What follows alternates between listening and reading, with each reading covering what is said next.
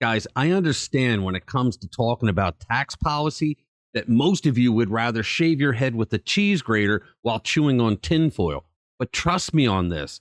We don't do this right, and Joe Biden gets reelected, your life will be turned upside down, and you will own nothing, and you will not be happy. Let's get into it. Hey guys, welcome back to the channel. So I want to share with you today the contrast between your choice for who's going to be elected president. Donald Trump has revealed his proposals for federal taxation if elected. He said, quote, "I will make the Trump tax cuts permanent.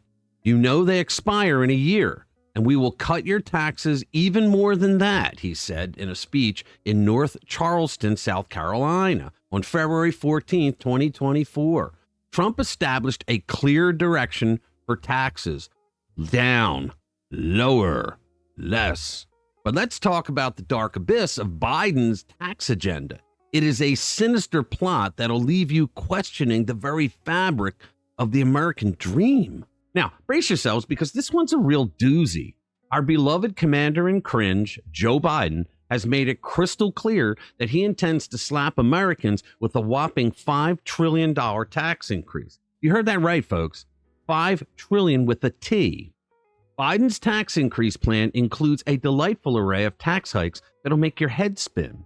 A small business tax increase? Check. A corporate tax increase? Double check. Capital gains and profits tax increase? You betcha. Income tax increases? They're just getting started. Energy tax increases? Of course.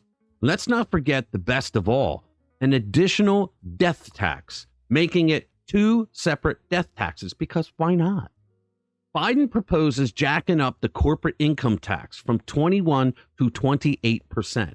Guys, that's higher than the tax rates in communist China, in France, and the United Kingdom. But hey, who needs a competitive edge when you could just screw the consumer through the higher corporate tax rate? Am I right? And folks, let's not forget the age-old wisdom that corporations don't pay taxes. Consumers do. So get ready to shell out more of your money for everyday goods and services, or wave bye-bye to quality in products and wage growth. But either way, you're the ones who will be footing the bill, my friends. This on top of Biden's inflation that already has prices skyrocketing. It's the kick to the balls after the inflation gut punch. Not content with crippling corporations, Biden also vows to raise the tax rate on small businesses and pass-through entities to a jaw-dropping 39.6%. Because why stop at killing the big fish when you can gut the little guys too? And just when you thought it couldn't get any worse, Biden's budget proposes, get this guys, raising the federal capital gains tax to a staggering 44.6%, the highest rate in a century. Now, for you California corporations, you would pay 44.6% federal capital gains tax plus 14.4% state capital gains for a total of 59%. Businesses in New York, you would pay a combined capital gains of 53.4%. So if you're a California corporation, get ready to kiss a whopping 59% of your capital gains. Bye-bye. That's the combination of Biden's 44.6 and the state's 14.4. Guys, how can you make a living when you're paying government 60% of what you profit? So Biden threw all the illegals into the blue sanctuary cities and states, having them eat up all the resources that the taxpayers in those communities pay. The people in those communities are now paying higher costs for goods and services because of Biden's inflation. And now he's going to screw you over with even higher taxes and higher prices because the taxes he's throwing at the corporations. When does it end? But hold on, folks, because the real kicker is yet to come. Pay attention to this part. The Biden administration is flirting with the idea of a wealth tax. That's right, a tax on the mere appreciation of your assets, even if you haven't sold them or realized any actual gains yet. So if your humble abode happens to increase in value, Uncle Sam will be knocking on your door demanding his cut, whether you could afford it or not. Guys, What this means is that if you bought a house for $300,000 a couple of years ago and your home is now worth about $500,000, that's a capital gain of $200,000, but you haven't realized it yet. You don't have that $200,000 in your pocket or your bank account. If you sold your home right now, you would be taxed on that capital gain of $200,000. But the evil of the wealth tax that the Biden administration is floating around says that you would pay tax on that $200,000 every year, even though you haven't realized it yet. So you would pay tax on money that you haven't gained. And it's not just for real estate either. They will put capital gains like this on a wealth tax on stocks, crypto, and any other vehicle where you get a capital gain. So in other words, if he's making the capital gains tax 44%, and you own a home that's now worth $500,000, which a lot of middle-class people do, well, now you're going to be paying $88,000 a year in taxes. Yes, that's what this means if Joe Biden gets reelected.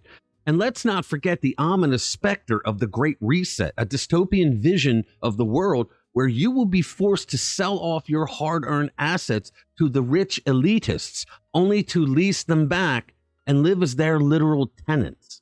Talk about the antithesis to the American dream.